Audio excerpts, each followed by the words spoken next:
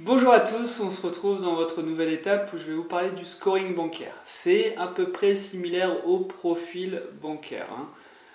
Vraiment, je vous encourage à revoir le module numéro 3 si c'est pas clair à la fin de cette vidéo pour vous. Chaque client a un score pour la banque, d'accord? C'est un facteur pour situer votre score. Donc, je vais vous partager des facteurs pour situer votre score entre un projet sans risque qui est un 1 et un projet très risqué qui est à 10. D'accord? Donc, malheureusement, il y a des facteurs sur lesquels vous ne pouvez pas jouer. L'âge, par exemple. Le montant total emprunté. Plus vous empruntez, plus c'est risqué pour la banque. Vous comprenez? Prêter 2 millions d'euros à quelqu'un ou prêter 10 000 euros, ce n'est pas le même risque pour la banque. La garantie du projet. Quel type de garantie va être utilisé pour votre projet? Hypothèque, IPPD, caution. L'achat avec ou sans travaux.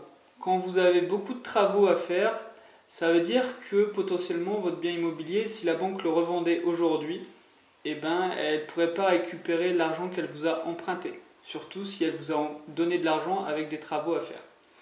Construction ou achat ancien, l'état de votre patrimoine.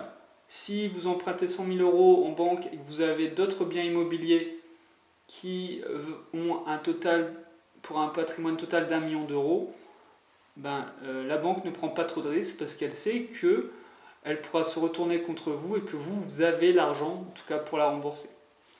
Et la qualité de l'investissement, j'en parlais, le plus important, c'est de montrer à la banque que vous avez un investissement rentable. Tous les mois, vous allez gagner de l'argent.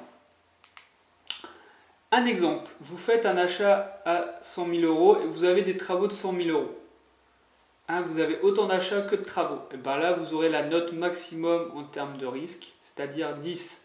Très mauvais en termes pour obtenir votre crédit immobilier. Il faut en être conscient. Ensuite, vous avez par exemple l'achat à 100 000 euros et patrimoine de 50 000 euros. Donc vous avez 50 000 euros de cash quelque part, sur des assurances vie, sur des comptes courants, sur un livret A, et vous empruntez 100 000 euros. Vous avez donc une note de approximativement 3 sur 10, donc c'est plutôt très bien, vous êtes meilleur que la moyenne.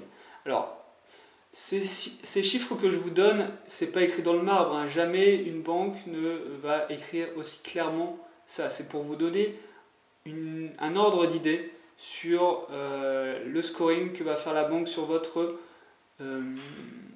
profil et vous donner aussi des idées pour améliorer votre scoring bancaire.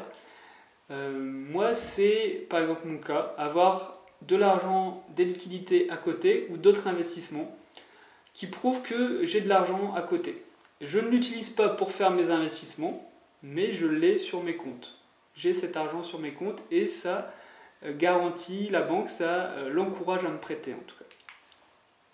Si vous êtes en couple depuis 6 mois, vous aurez une note 5, la moyenne. Par contre, si vous êtes en couple depuis 10 ans, ça veut dire que vous avez une relation plus saine, qui a déjà fait ses preuves. Donc là, dans le PowerPoint, il y a une petite erreur, c'est pas 7 que vous auriez, mais c'est peut-être 3 ou 4. Vous auriez une meilleure note pour emprunter. Parce qu'un couple qui a que 6 mois d'expérience, il peut se séparer plus facilement qu'un couple qui a 10 ans d'expérience.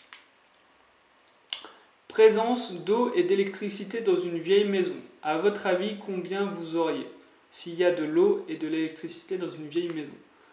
Vous auriez 5 et non 10.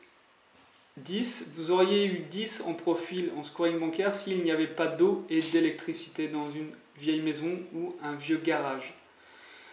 Donc, si vous achetez une vieille grange, essayez d'installer l'eau et l'électricité avant d'aller emprunter à la banque ou essayez de demander au vendeur de mettre ça en place parce que ça va complètement changer la note de votre projet pour la banque. Au lieu d'avoir la pire note possible, vous allez être à la moyenne. Autant dire que 10, il y a très peu de chances d'avoir son prêt immobilier. Voilà, on arrive donc à la fin de cette étape sur le scoring bancaire. Dans la prochaine étape, je vais vous parler du taux d'endettement différentiel. C'est le taux que vous allez devoir privilégier quand vous allez aller voir les banques. Allez, on voit ça tout de suite.